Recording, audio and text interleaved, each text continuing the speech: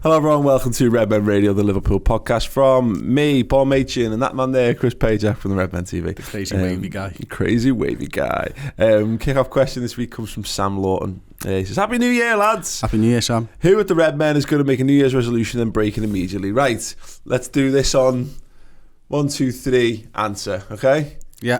1, 2, 3, Tom. Ross. Oh, wow. Ross. They both, to be fair, both strong contenders. What kind of resolution do you think that Ross will be making and immediately breaking? I don't tip drinks know. over your head. Probably, at yeah. the office party. Probably, yeah. Anyone watched that? It's not the Snapchat. That's on the Instagram stories from around the Christmas party. And his Twitter as well. I think he put it out on his own Twitter. Did he, yeah? Yeah. Tipping a drink over his head and dancing.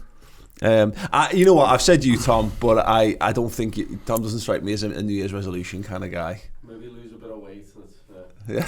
Tom then, innit? Yeah. There you go. There we go. News in brief then. Have you got a New Year's resolution, Paul? No, I've not done really this year. No. I'm going to get lied a potty train, but really that was just cats. Yeah. I'm just carry on. Carry on's fine. It's a resolution as any. It's easier to not break that one because it's just, yeah. I think the last sort of 10 years, really, my New Year's resolution's just been the same. Survive, live. Survive. Breathe. Yeah. I've done all right so far. Yeah. Hopefully it's not me. Yeah. Breaks it. Yeah. You know, I'll be dead in that. Yeah. News in brief. Bild, German newspaper, saying Solanke could go to Schalke over Crystal Palace. We've seen him linked with Palace quite heavily in recent weeks. I think we both were here on, it might have even been the last of the podcast we did, and we kind of sold ourselves on the notion that he's probably going to play loads of football at Palace because he's probably better than what they've got. They need goals, don't they, Palace? I mean, Schalke need goals as well, don't they? I think Benteke's a long-term injury. Zaha hasn't scored in about 12-ish or assisted in about 12 games either, yeah. And Connor Wickham, I think I'm right in saying, is just returning from another injury. Oh my God, Connor Wickham. There's a video, it'll be in the archive, of us probably talking about being linked to Connor Wickham in the summer and being like, many years ago, and going, oh wow, he's a young hot prospect, we should be after Haven't this young heard hot of him for a long time. Forgot he existed. So yeah, I could understand why Hodgson would want someone of Solanke's abilities and stuff, but I still think that if he was to go for a Liverpool striker, I think he'd still try Yolanda Origi over Solanke. Yeah, no, I agree. It's I wonder whether there's with Liverpool have just not got, he's just not an option. You know, Solanke, with Origi, you can point and say Everton, Burnley, the Belgrade away. He's actually played minutes of football for us. With Solanke, what is the point? What's the point of him being at Liverpool? I think from Solanke's point of view, he's probably looking at some of the young English lads who've gone over to Germany. Reece Nelson being one of them, Jadon Sancho the other, and probably considering that may be a good move for his career. Yeah. So I don't know. I think they're about 13th in the Bundesliga, something like that. Yeah. 4 points ahead of the drop, something like that. So very similar actually to Palace in that regard, except I feel like him being out of the pressure of the English media might actually do him some good as well. Maybe. He's not going to get much time at Palace to turn it on. Yeah, the thing is, if he can prove himself, he doesn't need to score loads of goals at Palace, but he'll make himself. He can make himself a decent career. Whereas the Bundesliga is an odd one, isn't it? I mean, yes, for every Jadon Sancho, there's a Ryan Kent who goes there and it just doesn't suit them. Whatever. Fair play to him. Look, he's already gone to Holland on loan, hasn't he? So he's not afraid to try that, and he had a pretty decent return. He was I think he was nearly 1 and 2 in that spell. So he's clearly not afraid to try new things, and he's clearly not afraid to go and do something a bit about the normal. What have you? I hope this isn't young English lads are doing quite well in Germany, so I'll have a go at that. It's, you know, your club, getting the right club, it being a club that suits your style as much as anything else. And I don't know. So Solanke, for me, I'd like to keep an eye on him. It doesn't tell me anything if he goes and he's fine in the Bundesliga. I don't see that he's going to go. I don't think he's the kind of guy who's going to go and tear it up anywhere he's going, to be perfectly honest. But I think he can make himself a very functional, useful centre forward at this point, and if you can do it for Palace, there's always going to be a Premier League club who are looking for a tall, powerful, pacey centre forward. I get that, I do, But if I'm a young footballer and I'm trying to make a name for myself, do I want to be pigeonholed as somebody like that? Because I think he thinks he belongs at a club like Liverpool. You know, he's obviously come from another big club in Chelsea, and he's probably thinking to himself, maybe I'm a little bit better than that. Maybe I don't want the career of a journeyman around the Premier League's lower clubs and stuff like that. Maybe he wants to be thought of as more than just a target man who can head a few goals in every now and again. Maybe he wants to be a football player. Yeah. He wants to play in a great forward line with movement and you know, using his skill set. So maybe he's backing himself a little bit more. I know Schalke had a progressive manager a year or so ago. I'm not sure who the manager there is now. I think Klopp's got a good relationship with somebody at the club as well, which is why they're quite highly tipped at the moment. So maybe he just thinks, you know what, maybe Jadon Sancho, maybe Reece Nelson are the guys that he's looking up to and going, well, they can do it. And Jadon Sancho's probably the most talked about young player in world football at the moment. Yeah. Maybe I can be that name on people's lips. Yeah, no, fingers crossed for him. I mean, ultimately, provided he just needs to play some footy, doesn't he? He's not going to... I wouldn't be asked either way. No. To be honest with you. I agree. It's 6 years since we signed Daniel Sturridge. It's flown by that, hasn't it? I'm amazed that he's genuinely still at the club. He was good for 2 of them. He's one of the 2 Premier League winners in our squad, isn't he? Yeah, which is crazy, isn't it? And you know, it's unfortunate that he hasn't put more trophies under his belt at Liverpool. In the same way that Coutinho, you know, was exactly the same. Unfortunately for him, he's given us the best years of his career and hasn't got much to show for it in return. And hopefully that will change this year. Fingers crossed. But yeah, what a player Daniel Sturridge. Peak Daniel Sturridge, something else. Like that was because we had that little spell. Then we had obviously Suarez, but once Torres left, Liverpool have had a history of having really exciting fast forwards. Obviously Owen and Torres being great examples of that, and he had so much of that going for him. That first half season when he came in, and it was like him and Coutinho playing behind him and what have you. It was absolutely magic. And then 13-14, the guy who carried us for that first 10 games of the season when Suarez was suspended. So yeah, I love a bit of Daniel Sturridge, me. Just breaking news actually as we're about to record.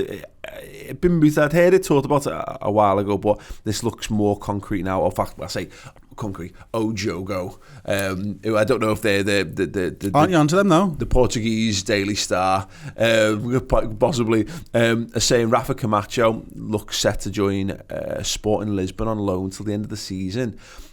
And I've seen people describe it as similar to the Ings deal with it's loan to buy, potentially £13.5 million at the end of it, Chris. That's a mad one. Yeah, he seemed so close to the first team squad. Well, the fact is he's been in the first team squad this season, isn't it? And you know, he looked like one of those guys who was ready to make the step up. And I wonder if we'd still be talking about this had we played some games in the League Cup this season, because maybe he could have got some minutes there. But he feels it's like the loan to buy thing though, because if that's true, but there'll be a buyback.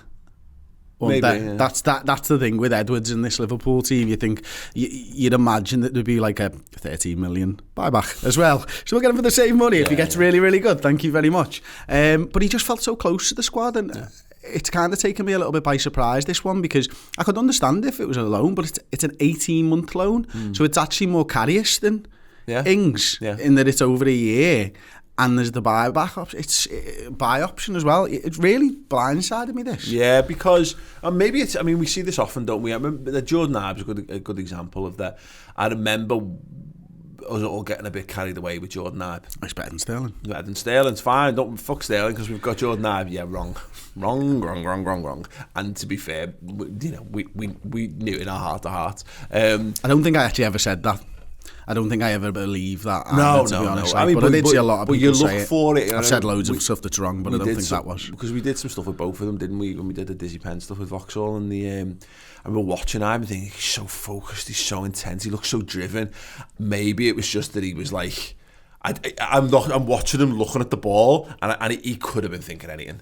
He could have, he could have gone do, in his head. He could have been doing a dance down the street or whatever in his head, and he's just zoned out. And I'm look at his cast iron focus there. It might just be one of those things that he's. Right, he's a wing. He's a winger. We saw him at right back. For Klopp referenced the ability that we could play him at right back. Ahead of the Man United game a few weeks ago as an option, and actually prior to that as well. maybe we just don't have the time to properly convert him to a right back, or maybe there's other things coming through in that regard, and it might just be that they don't see him as prolific enough to be a winger for Liverpool. Because we've seen it with Trent. Trent said it was an attacking mid, a 10, maybe a right midfielder or whatever, and it's like, if you want to be that, you've got to score 40 goals a season if you want to play right wing for Liverpool. So yeah, maybe it's just that they've seen enough of him, or hopefully maybe it's just one of those things where they think, yeah, we'll let him go out there and make his own way for a bit. And because again, sending him to the third best team, well, between first and third best team in Portugal. He's Portuguese, isn't he? He is. Well, yeah, he is Portuguese. But again, that.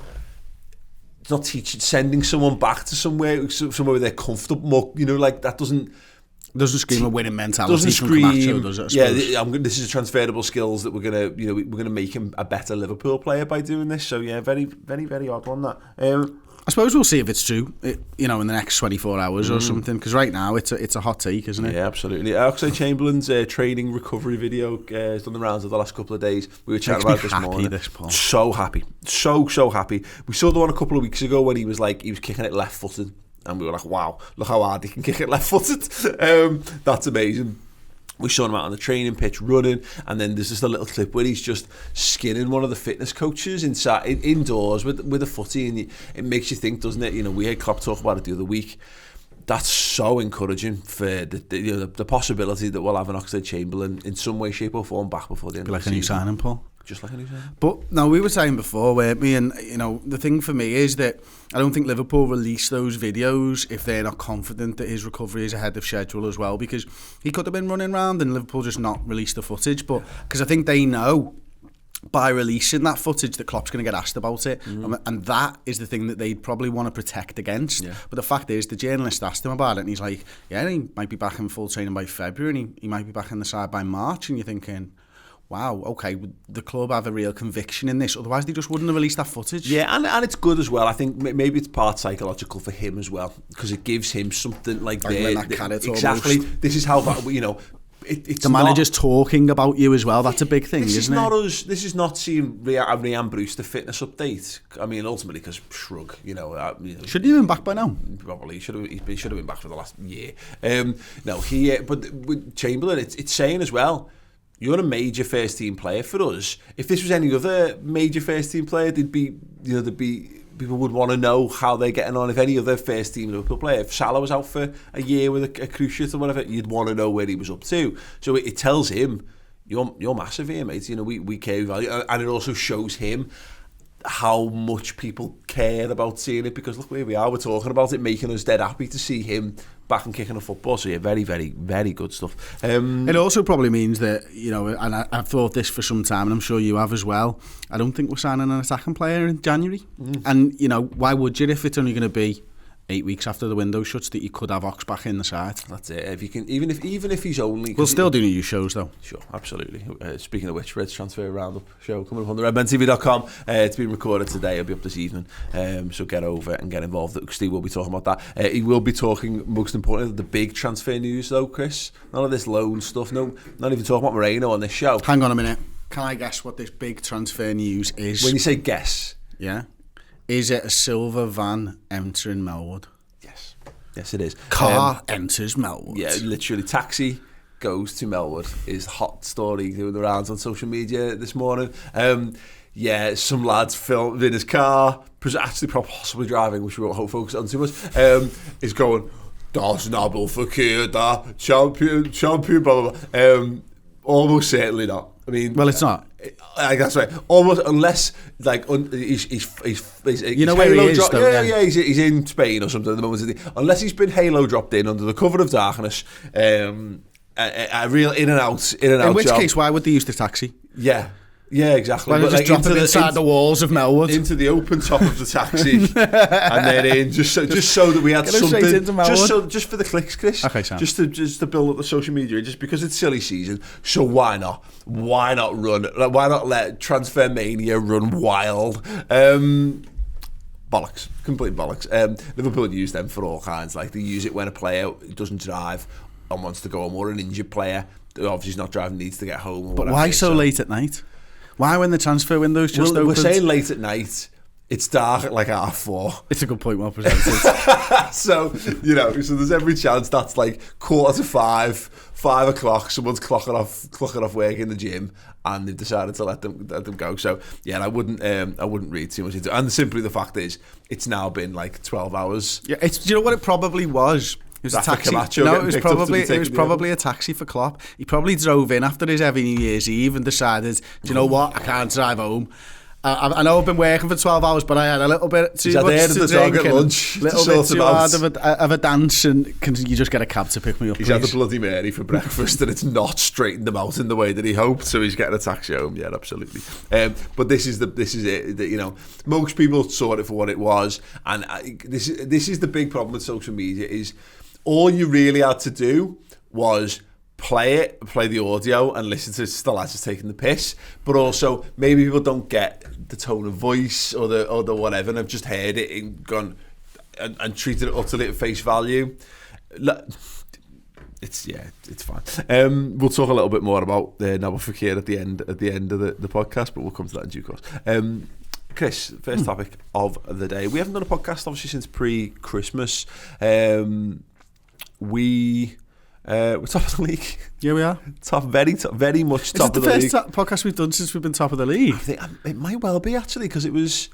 Let us know in the comment section. Yeah, no, maybe not. Maybe we've just gone top. But either way, the point is we've not had time to revel, and it was all very much a temporary thing. None of us dared to dream then, let alone rewind the clock to the 1st of December, the end of November, that we could possibly be in the situation where we've got a cushion over not even Man City, Spurs in second, followed by Man City in third. We're like 11 points ahead of Chelsea in fourth. Yeah, they would have beaten for ages, weren't they? It was the 3-horse race, Chris. What was that about? 3-horse race, more like a 3. Why did everyone start getting beaten? More like they were a 3-legged horse. If they want to win the league, you've just got to go unbeaten. I think that's the key. I wish Liverpool had known this 25 years ago. Should have just been doing this the whole time. It's much easier this way. Yeah. Put yourself in a really good position to win the league when you don't get beat. Who knew? Arsenal. Everton is as it transpires, that Everton game just looks like it's been that. We always talk about these moments, and unfortunately we never get to bear them out, because ultimately there's something that goes wrong along the way. But I think of like Gerrard's penalty against Fulham, was it in 13-14? When he messed it up. Oh no, okay. I thought you were going back further. No. When he took his shirt off and celebrated in the corner and all that kind of stuff. You'd have these little moments throughout the season where you're like, this might be it. And we never really saw it at the time, because it did feel very much like this might be. It didn't feel like the start of a run. It felt like it could be the end of a run at the time, because that was the closest Everton had come to giving us a real game in a long time. It took an absolute freak of a goal to get us those 3 points, and at that time you don't know, do you? That could just have been the peak of our powers, and it was going to go downhill from then. As it is, the exact opposite. But it's not just us and Everton that it's affected, is it? I think it's affected Chelsea, and I think it's affected Man City at the same time. I think City have lost 3 and 4, haven't they? If we beat them tomorrow night, they'll have lost 2 back-to-back home games in the league for the first time in about 3 years. It'll be the first time Pep Guardiola has ever lost consecutive home games as a manager, if we beat them. Wouldn't that be lovely that it was us to get the second one and stuff? But I think obviously it's completely killed off Everton's season, which is fantastic. I can't even. I'm starting to lose track of how many games we've won on the bounce now. Can we just a slight detour to Everton? After that game, they all come out going.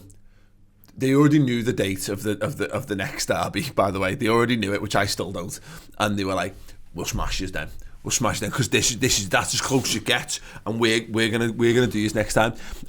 They all want to sack Silva now. Yeah, it's mad, isn't it? Like, there's a it's funny because every fan base probably has this, but there's a way that you deal with losses and stuff as a fan base. Now Everton's is very much scream about the referee, check what Liverpool are up to, scream about them, say it's our fault, then go back to screaming at their players screaming at their manager, not the players.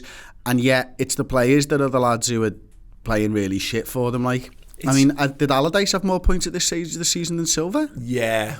interesting. Yeah, it isn't. It isn't. Like, I mean, the point that they've got is that we said it, and I was trying to say it to Robbie from Arsenal Fan TV prior to us beating them, and he hadn't. It obviously hadn't entered his head. We talked about it on the build-up about how new managers come in, you get that new bounce at the start of the season, full of optimism, new players, fit, fresh, exciting, just letting the shackles off from the season before, and then the real work begins around Christmas because you don't have time to train. So you've got no muscle memory built up for how to go about doing that thing, and you're just knackered, and teams start taking points off you. It's happened to Everton, just more dramatically. It's happened to Chelsea. It's happened to Arsenal. But this is where our genuine strength has come from, is that we've been able to get. We've been building towards this. This is not just a flash in the pan. This is trial and error over 3 seasons. Full seasons up to this point, pretty much, and we've been able to, we've ridden our luck, sure, but we are. That's why we've been so strong. We've got a better squad who are versed in what needs doing. We've blooded them in the right way.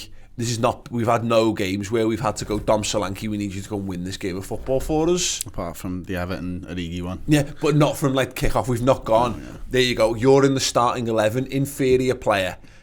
Go and magically fulfill all your potential here in order for us to in win this a game 90 of football. minutes. Yeah, you're right. And again, it comes back to what you've just said there. It's the fact that we have been building this for a few years now, and I think clubs around Europe, never mind the Premier League, will be looking at what Liverpool are doing, realising how much they've spent, looking at the backing that they've given to the manager and the improvements that can be made.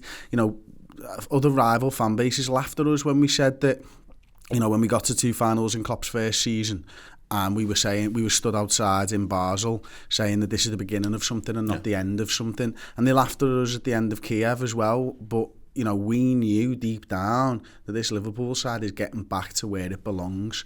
And you can just see that this season. Now, the strides that this side have made have been almost immeasurable. 54 points taken out of 60 possible in the league. Yeah. Really? Yeah.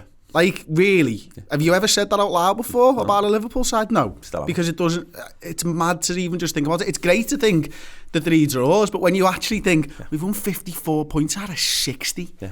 We finished Premier League seasons in recent memory with that, either that or less points than that. It's over 2018 he scored as many points in the Premier League as Man City, and we had a Champions League run to deal with, and they were going for Centurions.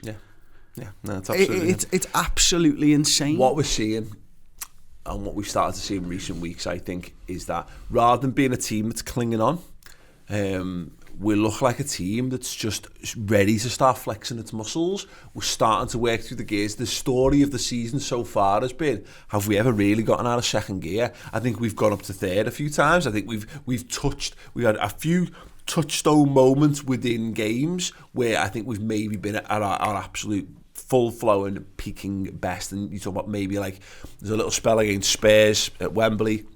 There was a spell against Paris Saint-Germain at Anfield. There was a spell against Napoli at Anfield as well. And maybe in isolation, a few moments around that. It was a good, even though we drew 0-0 with City at Anfield, we were really good in that game at times as well. Can I keep the car reference a second? Sorry to interrupt. We're in an automatic, mate. Yeah. Which it's changing it for us. We're doing what we need to do. Automatic doesn't go into 5th when you don't need to. It just stays in 3rd. That's what Liverpool are doing right now. And when we've needed to go up through the gears, we're changing. We're just moving through them. It's becoming second nature, isn't it? And it's like the equivalent of, I think, those areas. Let's carry it on. Like when you're doing your driving lessons, and sometimes you can you remember your driving lessons? Yeah, just about. You have to look down at your gear stick to make sure that you're going into 2nd, not into 4th. Which hand's left? That one, okay, it's that one. Yeah, absolutely. That's genuinely a story from someone who comes in this office. Whereas obviously the more fluid you get to the point where you're doing it for long enough. I don't even remember how I've got places. You don't even think. Sometimes I drive here when I'm trying to drive to speak. It becomes an extension of your body, doesn't it? And that's where Liverpool are right now. I totally agree with that. And it's not just we're doing it for game, because I think we've done it in games where we've gone, this is the pace we're going at for this game, and then this is the pace we're going at for this game. We're actually doing it within. You referenced that where we played Real Madrid under Rodgers at Anfield, and they just went. Reference about 6 times a year. Oh, honestly, and because that was the best side we'd ever seen. At that point in the era of us going regularly to Anfield, they just coast around, and we're ready to strike. Go, let's strike, bang, and you just ramp the revs up, and you're in, and you've scored, and you go, whew. Oh, that was hard, wasn't it? Right, anyway, get the ball back again. Carry on, lads. We feel much more like that as a result. And what this season is starting to look like, we've got a reasonable sample range, is just like that. Or is that just that volume dial? And we're just slowly but surely cranking it up, and you don't realise it at the time because the change is so incremental that you don't notice it getting louder. You won't notice how loud it's been until it's the last game of the season and Liverpool are celebrating, and then the season ends and it goes, and so it just presses the off button, done, and you go, oh God. Yeah, and you know what? Another one that it could be sort of similar to is, when you haven't seen your mate's kid for ages or something like that. So let's say Liverpool play Arsenal, and we played them last time, and they were like, yeah, you know what I mean. But they've not seen us since then, and we've grown loads in that time. And then all of a sudden, you're like, how did you get 6'5"? Like, you know what I mean? Liverpool is walking around, swanning around like the big nephew, like loving life at the moment. We've got a growth spurt in between. But you see them every day as the parents, and you don't notice how tall they've got. Yeah, definitely. I think to all this stuff that we're talking about, I think that going a goal down against Arsenal couldn't have set us up any better in some regard, because we've talked a lot about how the defence has been the thing that's bailed us out. It was a moment, I think, actually from Roberto Firmino, who I think's been performing an admirable job in more of a 10 this season than a 9 or a 9.5 or what have you. But the big concern is he's fine. He can score more goals than he's been scoring from that 10 position. Regardless of how hard he works the team, he's not scoring enough goals. No, I mean, Christian Eriksen, I couldn't tell you how many goals he scored, but you can see that he's still got Tottenham have players who play in that line. Son, play a bit deeper in the 3, and they get forward and they score goals. And Roberto Firmino, it was a bit like that game against Arsenal. It was a bit, and I know he gets very lucky with the first one, but he's the most advanced footballer for us to be able to capitalise on the error. It's like he's gone, no, I'm going to have to do it now. This is the situation, like a mother gaining superhuman strength when her children are in danger. He's gone, right, I'm going to do this, and I'm going to make the step up, and he almost personified for me, and I said this when we first moved to the 4-2-3-1. It's going to take time. I think every Liverpool fan thought exactly the same. It wasn't just me. We saw how fluid we were playing that 4-3-3 at times, especially that front 3 last season, and they were unbelievable. You can't just switch formations and be the best at it. It's going to take time. You need to work on those relationships. You need to work on the movements that you make from different positions on the field. It's not as simple as, we'll swap positions now. Well, hang on a minute, you're in a 10, you're in a completely different position. Whoever he's swapping with needs to know what that position is. Everything is so, at the top end of sport, everything is so marginal, isn't it? Everything is so, it's the difference between, at the top level, when the best of the best go head to head, the difference between success and failure, when two world-class players go head to head, it's in the microseconds. And if you know where your player is going to be without having to look, that's always going to give you an advantage. And that's, you're dead right, is exactly where we're starting to get to now. The more we play that formation, the more fluid we become. And listen, look, it was probably the last podcast, maybe it was earlier than that we did, where we was on when Liverpool clicking and attacking. I haven't heard anyone say that for 3 weeks, because Liverpool have fucking clicked. You know what I mean? And I actually wouldn't even say, we've clicked, but not in like the same. I still think there's more.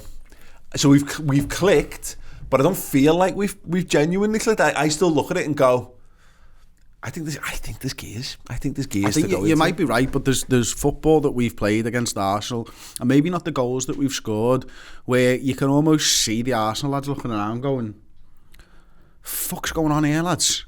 We're Premier League footballers, we're at the business end of the Premier League, we're probably a top 4 side, and we're in a different league to these are well better than us.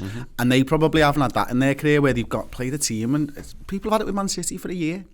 We're at that level now. Yeah, we might have surpassed it. I was looking at the league table before, and it's not the first time I've done that over Christmas. But it happens every season. When you say the league table, you mean the top half of the league table? Why not? Who's bottom? Burnley? No. Huddersfield? Yes. Yeah, okay, cool. So you were looking at the top half of the league table. I wasn't over studying Christmas. the bottom half. I was looking at the league table. You get to this stage every single season, and Liverpool are always there, either there or thereabouts in the mix for fourth. Check the league table that it is actually Huddersfield now. Hang on. We're always either there or thereabouts in the race for fourth, yeah. Or our dream is to get to fourth when we're like 7th or 8th in the league, and you're watching as fourth just gets further and further and further out of sight. But what you always have is, it starts off where there's 4, 5, 6 and increasingly, maybe 7 teams who are in the hunt for the Champions League places, and 1 or 2 of them are obviously genuine outsiders, but as we know, Leicester crop up every now and again, or Everton in 2005. And what you notice is, at some point, and it's normally now, that the teams that are going to be in the title race separate off. Yeah.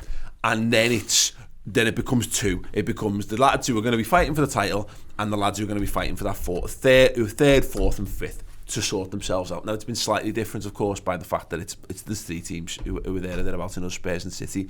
But I looked at it, and it was that points difference between us and Chelsea. I was like, I made that fatal error of looking at that ESPN website. What's it called, Tom? 548 or something? 538 or something. Oh, is it 832? Something like that. The stats one. Yeah, ESPN set of numbers, and our probability of finishing top 4 is like greater than 99% at this point. We're no longer in that conversation, and I have seen Chelsea be that team. I've seen United, I've seen City. I have never seen Liverpool genuinely be that team, because even 13-14, we went to top at Christmas, and then we fell significantly because we lost a couple of games, didn't we? And then we started to grind our way up and pick ourselves back up to the top of the league. So I've never really seen us be like we are. You've mentioned it in passing, and we've said it a few times. We feel elite. We feel like one of those big boy teams that, we don't feel as though... And this will hinge. We've got a question coming up on the Q&A later on, which kind of pertains to this a little bit. There are still players in that team that if we lost, we would struggle to handle them not being there. But by and large, the whole enterprise right now feels like, it doesn't feel like Liverpool. We feel like Man United. We feel like Chelsea. We feel like Man City. I think you're right, and the reason that I feel like Liverpool are elite at the moment isn't as much with what Liverpool are doing, although that is a big part, but it's how teams are playing against us. Mm-hmm. Now, I remember sitting here last season going, I would just wish a team would attack Man City, and you'd never see it. And we're now that team that nobody wants to attack, because if they attack us, we'll pick them apart. Yeah. So they come in and they'll sit back and they'll get beat 3-0 and they'll be happy with that. Yeah. Liverpool have never been that side. Liverpool have never been that side before. Like, you come into Liverpool not wanting a demoralising defeat, because it does your season no good to get beat 5-0 by anyone, even if they are the best team. Look at Newcastle side and got beat 4-0. Yeah. Yeah, absolutely. And they only came here to not get trounced. We got trounced. We got trounced, yeah. We're going to talk a little bit more after the break about Manchester City, and a little bit about the January looming, which I think is the biggest January for 30 years for Liverpool. Before we do, get over to the redmentv.com. We have got a little advert that tells you just what's going on over there. Hello everyone, welcome to Redmen TV. Well, welcome to Redmen TV. Right, welcome to Redmen. When you come here, you can sort of sense that family feeling straight away. So that's the improvement. That's the development. Liverpool is, it's building something really important now. Because we all believe in each other. Like, we know that we're a good team. Keep doing your thing. You're watching you.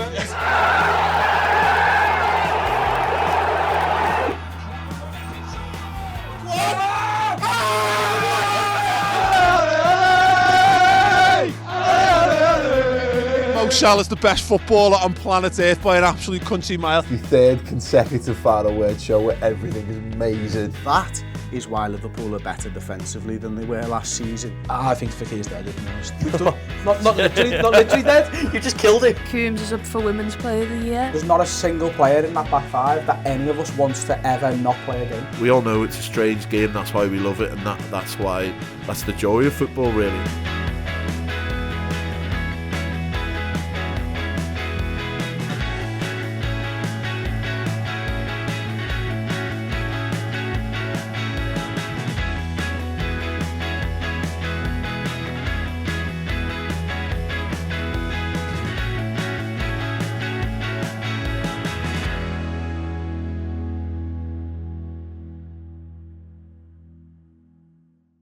We do this all the time. We're going to continue to do it because what we do on the website is absolutely fantastic. There's never been a better time to sign up. We've mentioned it already, particularly with it being January. We've got the Reds Transfer Roundup show now there. The Reds News Roundup becomes the Reds Transfer Roundup because everyone loves talking about transfers. We've got in-depth, in-detail analysis of every Liverpool game from a statistical and tactical perspective, but also just lads, Liverpool fans, passionate Reds, sitting around, shooting the breeze, chatting shit about life, the universe and everything, and of course these very, very mighty Reds of ours, and of course, as ever, there's still the interviews there with the likes of Jurgen Klopp, Bruce Grobbelaar, John Barnes et al. So please do go over there and sign up. It makes the free stuff possible, and podcast listeners, not you guys are obviously on YouTube, we you know it, we've been doing the YouTube stuff for years, video content, but the podcast side of things is something that we've added in the last year or so. If you want our content in audio form, you can get it, and you can get it in your native podcast app as well, so you don't have to worry about, do I have to open a web browser, do I have to have it on the desktop? You don't. You can get it in your phone, in your pocket, you can close it, you can lock it, you can walk around, and you can have download me and Chris, it if you're worried about your data. Me and Chris coming in your ears. Hey. So it's not even my wife lets me do. Just the once. Just for you. Never again. Manchester City looming, then Chris, obviously it's tomorrow at time of recording. I am very, very, very, very, very, very, very, very, very, very excited about this game of football. We mentioned it, we've done the build-up show, of course, which is there for everyone to go and check out, but I'm chill. I won't be chill by the time the game kicks off. I'm probably going to watch this entire game sat forward. I normally stand for these types of games. You do, yeah. Or at least in front of the couch. Significant spells.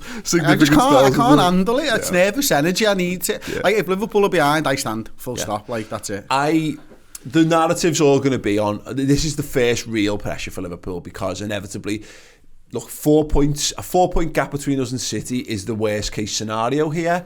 A 6-point gap to Spurs is the worst case scenario here for Liverpool.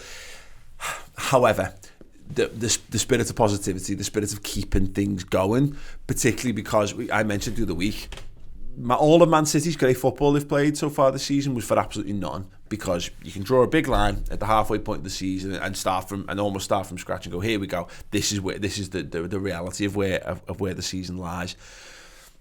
We will still have that cushion, but the Sky, BT, whomever are going to be gagging for this narrative of title race on, Man City, turn it round and putting the pressure on, and that's going to be a real big interesting test that I'd like to avoid, if I'm perfectly honest, and Liverpool just continue to stride on and be what we've been. Of course, I want that. From a pressure point of view, I think Man City have more pressure going into this game than Liverpool. I think, they have to win, they have to come at us, they have to try and get 3 points, they have to try and score goals, and we have to be pragmatic. We have to realise, and I think we've realised this so far this season, that it's a 38-game season. Mm-hmm. A title race isn't won or lost tomorrow. Yeah. The title race will continue to go on. Manchester City have proved this season that they are more vulnerable than last season. Liverpool have proved that we are not as vulnerable as in seasons past.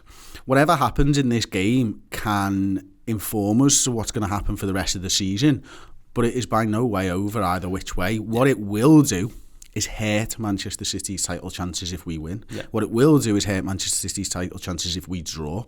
And what it will do is tell us how big a side we are right now. Mm-hmm. And Manchester City coming to the Etihad Stadium with Liverpool travelling there to win in a must-win game is pressure like they've never felt before. Yeah. They have crumbled this season over December with the pressure that Liverpool have applied to them. Yeah. They're going to have to face up to the actual fucking menace itself tomorrow night. It stands to reason, doesn't it? I mean, like I've said this all along, Liverpool are going to lose games of football this season.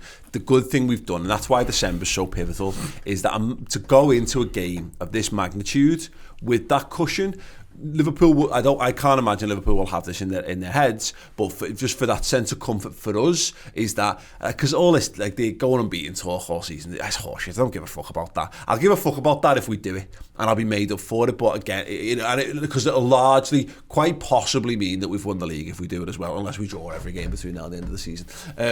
But I'm not asked about all that. The most important thing is that if you told me now, for example, Man City will beat you, but you'll win the league, then fine. It gives a fuck. Arsenal can have that Invincibles thing all day long. I genuinely don't. I'm not asked about it.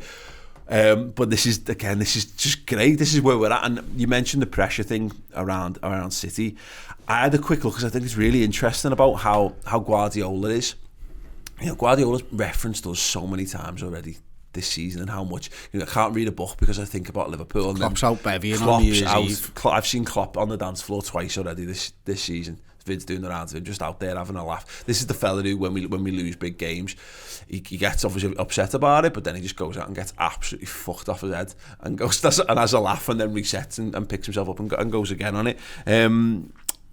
I looked at Guardiola and his managerial career, and look, there's no getting away from the fact that he probably is the best elite manager in world football at the moment.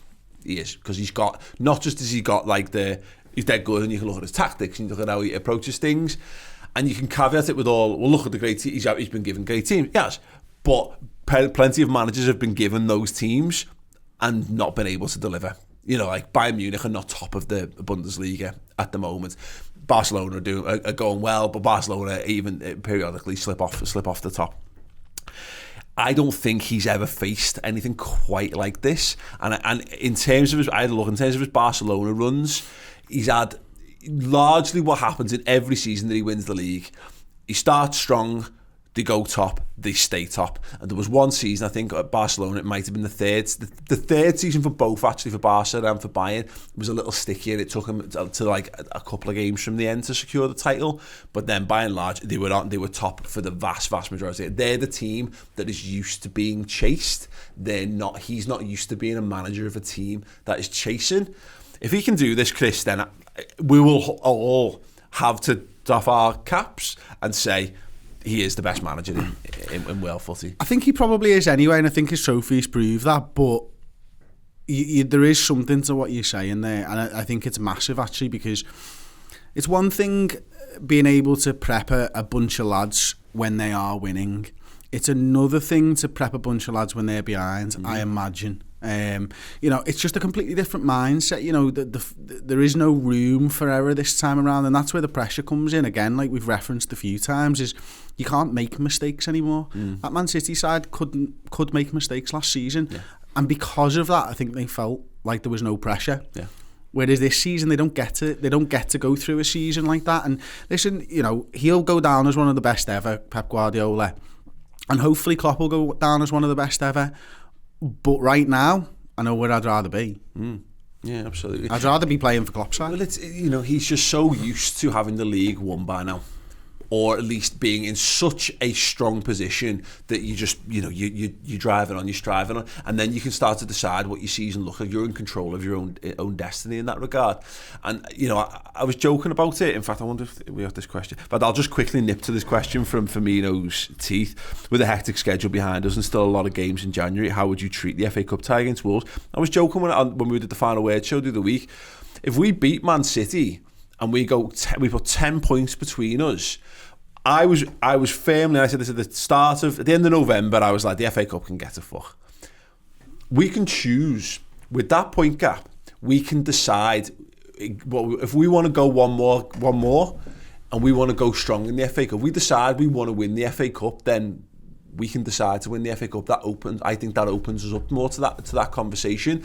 Whereas City, if the flip reverse happens, or, you know, if that happens from their perspective, they're all of a sudden going to be in a whirl where they're like, we're going to have to pour every egg of energy in our bodies into going flat out to try and chase Liverpool down, and there's every chance we won't do it. But in doing that, we're going to have to compromise something, and that might be the Champions League, or that might be the FA Cup, or it'll be the League Cup, or whatever. That is what's at stake in this game for me, is that it gives you the opportunity. It's the first real chance where I think possibly Spurs as well to some extent and Man City will look at it and go, what's the point? Not that they won't give and try to win every game of football, but if they have a decision point, do they preference chasing Liverpool down, which could be the impossible task, or do you start to glance elsewhere at what else you can do to deliver a successful season? It's an interesting point, and I think Man City aren't far enough back for them to give up on the league. Not yet. And I don't even think at 10 points they give up on the league. I don't think that's a mentality that Guardiola will have. He wants to win everything all of the time. Of course. But as a player, and this is what, regardless of the FA Cup or not, as a player, you mentioned it earlier on in the show, it's that like, this is all for nothing. Mm-hmm. We've got the best coach in the world. We've got the most expensively assembled squad that's probably ever existed, give or take a couple of sides maybe. We're playing some of the best football the world's ever seen, and yet our best still isn't good enough. Yeah. That's got to be really frustrating. Yeah. That's got to be really, really frustrating. And I think, sorry, Paul, then Pep Guardiola's in there and he's saying the same things.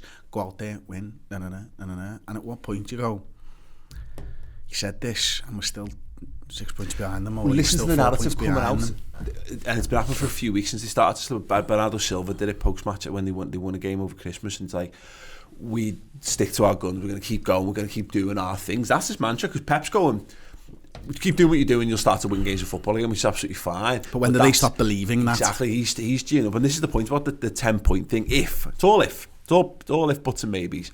But that's the point, is that 10 points is not insurmountable, but with every game that passes and that difference remains the same, the likelihood of you doing it decreases week in, week out, and you're dead right. Where'd you go? Where do you go from? We're beating teams 5-0, 5-1 every week. Doesn't matter if we beat them, we can beat them 7-1. All that team can do is what's the point? There's no point in them scoring more goals. That's a very interesting mentality, because they can't play any better. They can concede a few less, and they can be a bit luckier, maybe, but they can't. As you say, a month ago we were talking about being the best side the Premier League had ever seen, ever. You know, what gear? If Man City have got more gears to go to, fair play. This is going to be a mad, amazing, heartbreaking season for us. They can be in the car and they can press the fucking turbo button all they want, but the fact is, it's 3 points a game. Yeah. And it doesn't matter how fast you go in those individual games when you're just winning 3 points, because you need 5 or you need 6 per game, and then it doesn't work like that. Again, the much vaunted goal difference thing that everyone was banging on about, that was as good as a point for them. That meant they'd won the title, because of the goal difference chasm between us. It's gone. That's not to say it won't return, because, you know, if they get back to just winning games and we go back to being a bit more grindy again, then yeah, inevitably they'll start to pick that up again. But provided we're now seeing that approach that people were getting a little bit windy about from us, of being solid, winning games by the odd goal here and there, while they were playing this all conquering, swashbuckling, getting goal scoring, match of the day footy. The minute it's not, you know, our approach is better. Our approach is worth 54 points out of 60. Yeah, absolutely that. So yeah, I mean, obviously so much of it hinges on this, and the good thing, as I said, the good thing about it is that win, lose or draw, Liverpool are in a very healthy position on that ESPN site. We're 79%, I think, to win the league at the moment. I know, and that's. I mean, again, you know, these, as we've seen with Man City, to do the caveat that everyone's been doing. I know, give your face a rub and your head a wobble. I know. That's again, keeps coming back to it. That's the possibility here. But we talked about it in the build-up show. If you told me that we go in there and come out with a draw, that would be an amazing point for us, because they felt it was an amazing point coming to Anfield and getting it, because I think Guardiola did that to maintain momentum, because he saw how badly us getting twatted by them affected our season last year domestically. And that's maybe one of the things, and that's where it's going to be a real test of our mettle, because having that cushion, having that safety net, can lead to a change of mentality from our players, and we haven't been there and done it enough for us to have a ultra confidence that we will be able to withstand it. And I kind of got it written down here, Chris. You know, I think we've got to trust that the players and manager can handle it, because as fans we can't. We can't handle this pressure. I'm feeling quite good at the moment, but you know, my head, if they win, my head's going to fall off, and I'll be able to pick it back up again. But all the little gremlins and stuff that live in the back of my mind in the middle of the night they've been quiet for a few weeks. They'll just start to go, what if it all falls apart again? I won't be able to resist that. Hopefully, the team, we keep talking about this, we keep using the word elite, hopefully they've got that mental strength and that determination and that driven vision that we're not privy to. What is it do you think that's driving them right now as individuals? I think there's a couple of things. I think it's that natural rhythm of being like, you know, we talk about the pain and the you know, it's like, you know, talk about bodybuilders. I mean, Arnold Schwarzenegger talked about like the pump of how it's like, for him it's like coming, because it's such, you know, most people lift something heavy and go, fucking hell, ow, get off. Won't pick that up again. No, it's like coming. But particularly if someone who really enjoys it has touched it before you. But you know, that's the thing about, I don't know, I don't feel it myself, but we've talked about that when you get into stride or something, it starts to feel good, you embrace the pain, you embrace the discomfort, and there's a bit of like, you make falls. Our experience is like 5-a-side and your back's to the wall and you're playing against superior players, but you know you can, if everyone just pulls together, you can create something magic. And I think it's a bit like that. I think Klopp's had this been fun and jovial, and he's light out, and he knows how to relieve the pressure because he's got that personality to him. But I think this season he's been like, fun and games is over, lads. Do you want looked around the dressing room and gone, do you want to win a league title this season, or do you just want to have a bit of laugh? Do you want to finish 4th and just get in the Champions League, or do you want to be an absolute legend? Do you want to be a hero? Do you want your face adorning the side of the stadium for years to come? Do you want all that?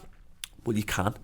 But if you're going to do it, there can be no shaking of responsibilities. Everyone goes 110%. Every time we cross that threshold at Melwood, you go 110%, and you keep going and you keep going. If you see one of your mates is slipping, you grab them and you rag them up. And I think it's that. I think it's that shared pain, shared unity, and it's borne out by the fact that it's producing results as well. I think you've nailed that. I mean, I asked the question and I thought of an answer very, very similar. But what's interesting is that you didn't.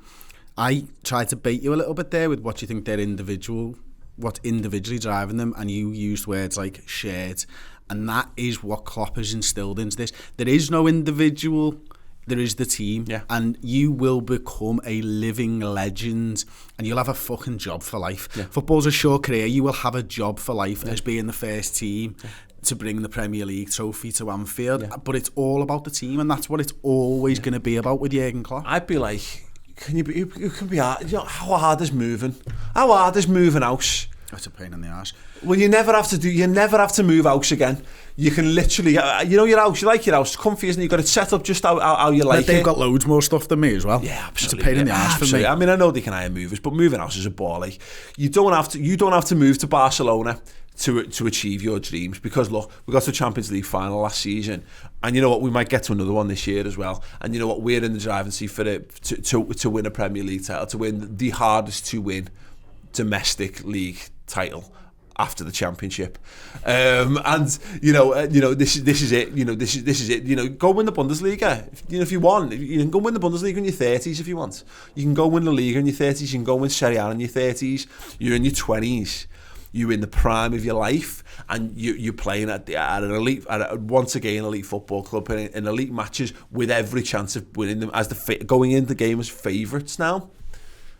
And that's all, and that responsibility is on you. And true, once again, elite mentality, elite performers, elite players. That's all they've ever wanted in their careers, because they're earning good money. They've got good lives.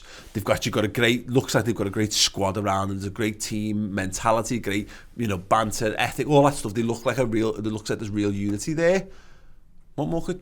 And then, I'll be honest, in addition to this, Phil Coutinho's not having a great time at Barcelona.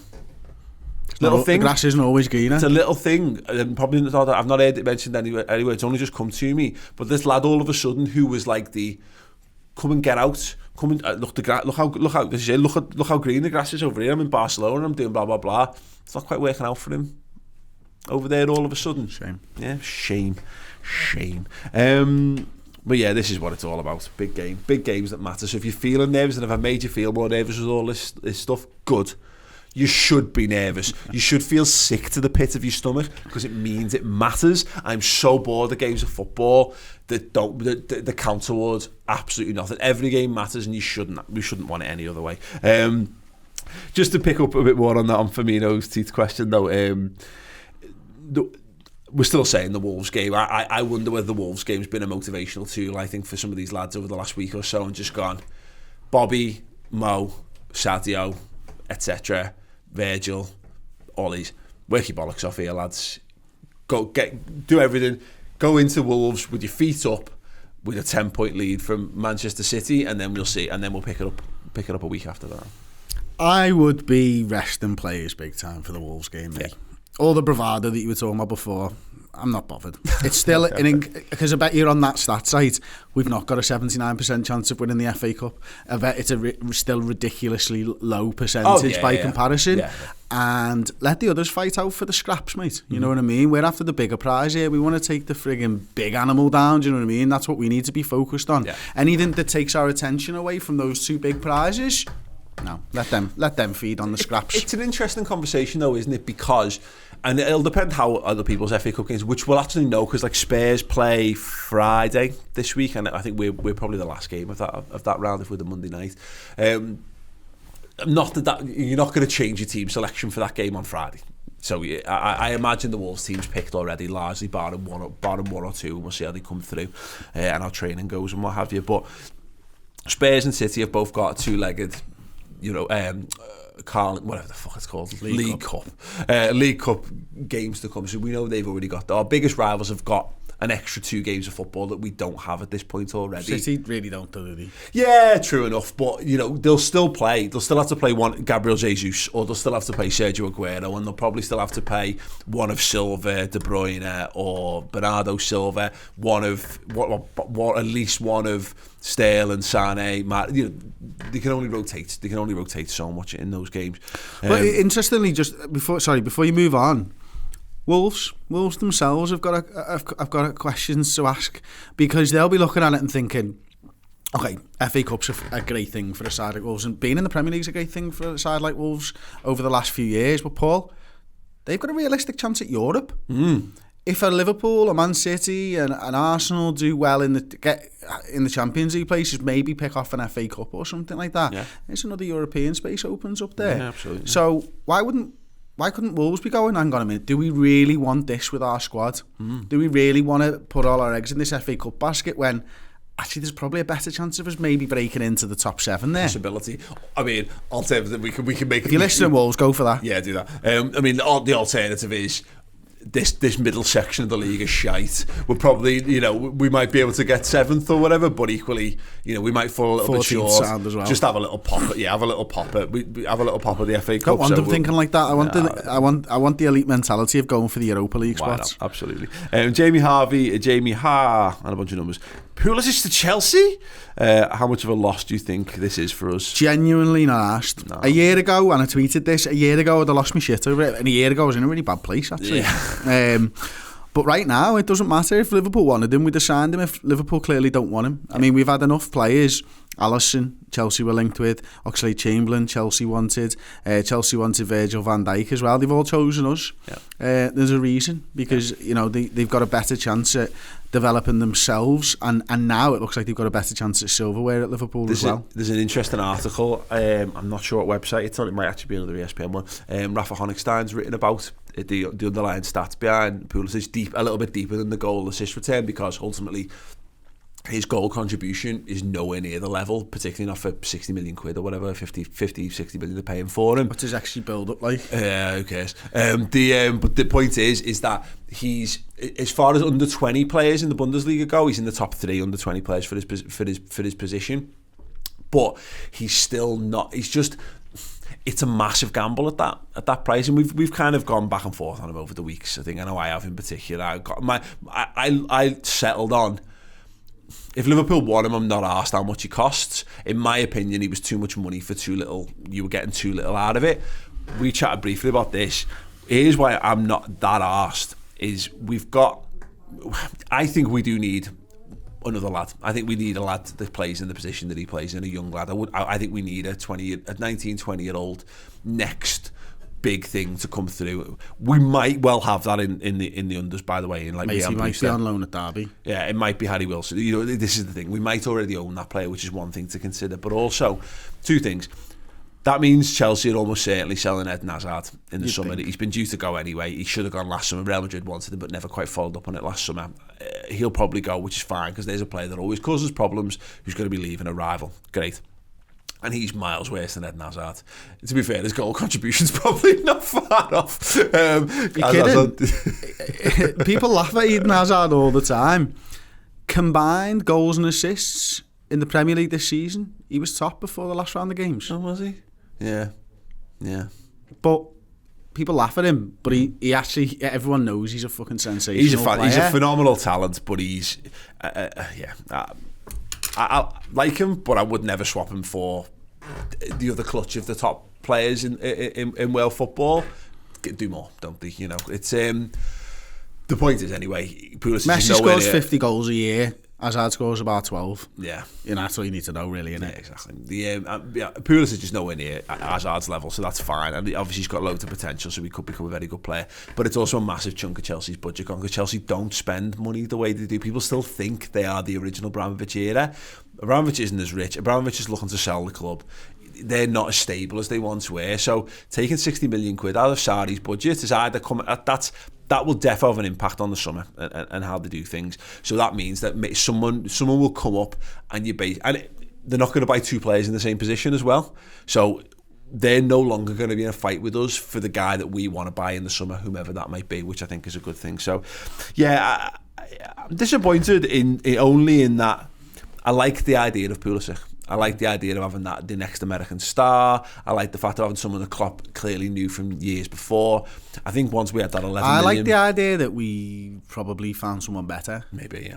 Well, no, exactly. That's as good as Pulisic is, and as good as he's going to be, I think Jurgen Klopp and the team have decided there's someone better there for Liverpool. We've been saying it. Look at that. If you're going to nick someone from that Dortmund team right now, it wouldn't be Pulisic, it'd be Jadon Sancho. You know what I mean? That's who you'd want. That's the lad who's performing. That's the lad who suits our style more as well. Absolutely, exactly that. So yeah, no, I don't think it's a big loss for us particularly. And Jay, the James 91, when are people going to fucking shut up about Fekir? When he signs for someone that's not Liverpool. Yes, when he signs for someone else in the Premier League, or when he signs for someone else, period, or he gets... Probably we'll shut up for a few days over February when he's still at Lyon, and then it'll ramp up again from March. It's not happening, lads. Fekir is not joining Liverpool. If he was, we'd have seen more about it. There'd have been more concrete. There would have been something that was like, even from any of the journos of like the rumble, like the Van Dijk stuff, you just knew Liverpool were bang up for it. And the only reason that it ended up a shit show was because the whole thing got leaked, and that was why Liverpool had to save face and all that. That's not why Fekir broke down. It's all out there. As much as Michael Orlas wants to try and cover up the injury thing, and he said, no, it was on the timescale. It was all to do with me and them not matching the timescale. It's horseshit, mate. He was in his kit. He was doing his interviews. Liverpool weren't happy with the second and third or whatever it was. The assessment of his knee, we won't be signing Nabil Fekir. And you know what? If I'm wrong and we sign him in the summer, also, who's asked? Who's asked, because he's dead good. Yeah, I think it'll be absolutely fine. Right, we're going to be doing the Q&A. Following straight on from that's going to be on the redmentv.com, answering more of your Liverpool related questions. What have we got, Paul? Including how can we keep Klopp forever, what our ideal pub match viewing experience would look like, who would rather, if we had to miss a month of footy due to injury, would it be Virgil or Alisson, and how we go about that. Who's the better assistant, Buvac or Linders? Are we going to look to buy a striker? And a whole host of other things as well. So get over to redmentv.com, sign up for that. It's like this, only it's just a bit dafter. So yeah, do enjoy that. If you want the serious stuff, we've got you covered in that regard. Chris has got stats and tactics coming up later this week and every week, forever and ever. Find a guy who can do both. Just saying. Yeah, absolutely. My guy right there. Thanks very much for watching and for listening as well. We'll see it all very, very soon. Hopefully with a 10-point gap between us and Manchester City. And 9 between us and Spurs. Yes. And 14 between us and Chelsea.